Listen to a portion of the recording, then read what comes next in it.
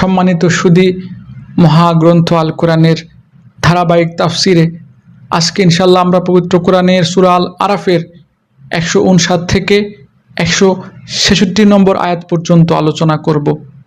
এই আয়াতগুলোতে আল্লাহ রাব্বুল আলামিন বলেন, মূসার জাতির মধ্যে এমন একটি সম্প্রদায় আছে যারা অন্যদের সত্যের পথ দেখায় এবং নিজেরাও সে অনুযায়ী ইনসাফ করে। আমি তাদের 12টি গোত্রে ভাগ করে তাদের স্বতন্ত্র দলে পরিণত করে দিয়েছি। মূসার সম্প্রদায়ের লোকেরা যখন তার কাছে পানি চাইল, তখন আমি মূসার কাছে ওহী পাঠালাম, তুমি তোমার হাতের লাঠি দ্বারা পাথরে আঘাত করো। অতঃপর তা থেকে 12টি ঝর্ণাধারা উদ্ভূত হলো। প্রত্যেক দল তাদের নিজেদের পানি পান করার স্থান চিনে নিল। আমি তাদের ওপর মেঘের ছায়াও বিস্তার করে দিলাম। তাদের কাছে মান্না ও সালোয়া নামক উৎকৃষ্ট খাবার পাঠালাম। আমি তাদের এও বললাম, তোমাদের আমি যেসব পবিত্র জিনিস দান করেছি তা তোমরা খাও। আমার কৃতজ্ঞতা আদায় না করে তারা আমার উপর কোনো জুলুম করেনি, বরং তারা নিজেরাই নিজেদের উপর জুলুম করেছে। সে সময়ের কথা স্মরণ করো যখন তাদের বলা হয়েছিল, তোমরা এই জনপদে গিয়ে বসবাস করো এবং সেখান থেকে যা কিছু চাও তোমরা আহার করো এবং বলো, হে আমার মালিক, আমরা তোমার কাছে ক্ষমা চাই। আর যখনই সেই জনপদের দ্বারপথ দিয়ে তোমরা ভিতরে প্রবেশ করবে, তখন সাজদারত অবস্থায় প্রবেশ করো। আমি তোমাদের গুনাহসমূহ মাফ করে দেব। আমি অচিরেই উত্তম লোকদের অতিরিক্ত দান করব। কিন্তু তাদের মধ্যে যারা জালেম ছিল, তারা তাদের যা করতে বলা হয়েছিল তা সম্পূর্ণ বদলে দিয়ে ভিন্ন কথা বলল।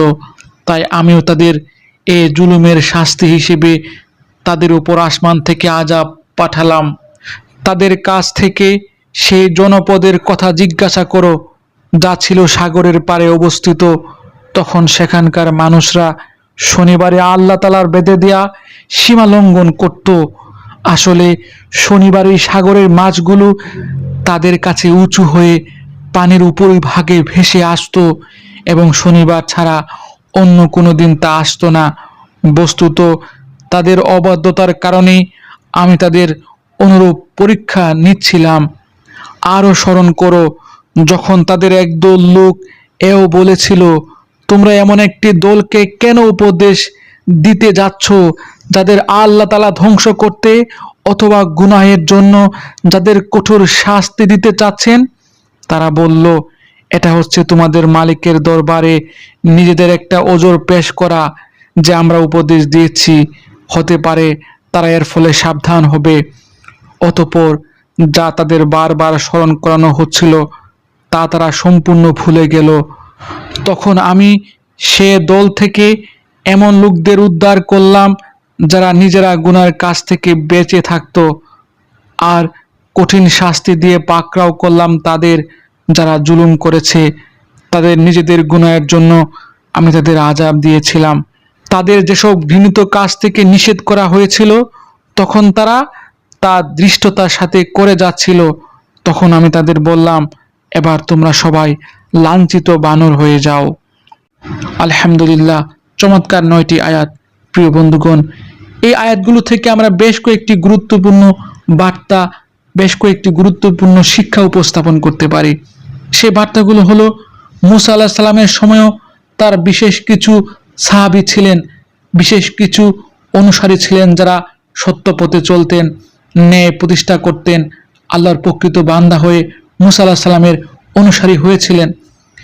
এই আয়াতগুলো থেকে আমরা এও জানতে পারছি, ইসরায়েলের সন্তানদের, বনী ইসরায়েলীদেরকে আল্লাহ রাব্বুল আলামিন 12টি গোত্রে ভাগ করেছিলেন এবং সবার জন্য আলাদা আলাদা খাদ্যের ব্যবস্থা করেছিলেন, পানির ফোয়ারা ব্যবস্থা করেছিলেন। প্রিয় বন্ধুগণ, এই আয়াতগুলো থেকে আমরা আরও জানতে পারছি আল্লাহ রাব্বুল আলামিন মূসা আলাইহিস সালামের উম্মতদের আকাশ থেকে পানি দিয়েছিলেন, মেঘের ছায়া দিয়েছিলেন, মান্না সালোয়া সহ বিভিন্ন ধরনের খাবারের ব্যবস্থা করেছিলেন। ঐশ্বরিক খাবার সরাসরি আকাশ থেকে তাদের জন্য খাবার নাজিল হয়েছিল। আসলে আল্লাহ রাব্বুল আলামিন মানুষকে সঠিক পথে আনার জন্য, তার পথে রাখার জন্য কত কিছুই না করেছেন। ভাবা যায় আকাশ থেকে খাবারের ব্যবস্থা হয়েছিল। প্রিয় বন্ধুগণ, এটি আল্লাহ রাব্বুল আলামিন ওই গোত্রের জন্য, মুসা আলাইহিস সালামের জাতির জন্য বিশেষ উপহার হিসেবে দিয়েছিলেন, তাদেরকে সঠিক পথে রাখার জন্য। কিন্তু তারা সেই আমানত রক্ষা করেনি, আল্লাহর প্রতি আনুগত্য হয়নি, তারা সত্য পথকে ধরে রাখেনি।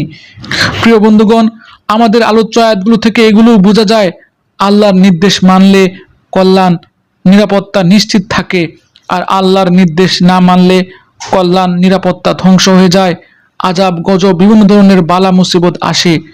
প্রিয় বন্ধুগণ, দেখুন না, আল্লাহ রাব্বুল আলামিন বনী ইসরাইল জাতিকে, মুসা আলাইহিস সালামের জাতিকে আকাশ থেকে খাবার দিয়েছেন, পানির ব্যবস্থা করে দিয়েছেন, মেঘের ছায়া দিয়ে শীতল রেখেছেন। তারপরেও এই জাতিগুলো আল্লাহর অবাধ্য হয়েছে, আল্লাহ রাব্বুল আলামিনের সাথে নাফরমানি করেছে। ফলশ্রুতিতে কি হলো? আল্লাহ রাব্বুল আলামিন তাদেরকে সীমালঙ্ঘনের কারণে ভয়াবহ আযাব দিয়ে ধ্বংস করে দিয়েছেন, এদেরকে বানরে পরিণত করেছেন। আসলে আল্লাহর নিষেধাজ্ঞা থাকা সত্ত্বেও যারা সীমা লঙ্ঘন করে, আল্লাহ রাব্বুল আলামিন তাদেরকে ছাড় দেন, কিন্তু ছেড়ে দেন না। প্রিয় বন্ধুগণ, এই আয়াতগুলোর মূল শিক্ষা হলো, আমরা যদি অপরাধে লিপ্ত থাকি, আল্লাহর বিধানকে পরিত্যাগ করি, নবী রাসূলদের অবজ্ঞা অবহেলা করি, আল্লাহর বিধানকে অবজ্ঞা অবহেলা করি, তাহলে হয়তো সাময়িক সময়ের জন্য আমরা মজা পাবো, আনন্দ পাবো, কিন্তু আমাদের পরিণতি ভালো হবে না। বনী ইসরাইল জাতিকে আল্লাহ বানরে পরিণত করেছিলেন, পশুতে পরিণত করেছিলেন। আমরাও যদি এই সীমা লঙ্ঘনের পথ বেছে নেই, তাহলে আমরাও মানুষ থেকে পশুতে পরিণত হব। হয়তো বাহ্যিকভাবে আমরা মানুষ থাকব, কিন্তু চারিত্রিকভাবে, চলন বলনের দিক থেকে, লাইফস্টাইলে আমরা পশুতে পরিণত হব। আর এই পশুত্বে পরিণত হলে আমাদের জীবন কখনোই মঙ্গলজনক হবে না, আমাদের ধ্বংস অনিবার্য হবে। আল্লাহ রাব্বুল আলামিন আমাকে সহ আপনাদের সবাইকে আজকের এই আলোচ্য আয়াতগুলোর মূল শিক্ষা হৃদয়ে ধারণ করা তৌফিক দান করুন, এই প্রত্যাশা এখানে শেষ করছি। ধন্যবাদ।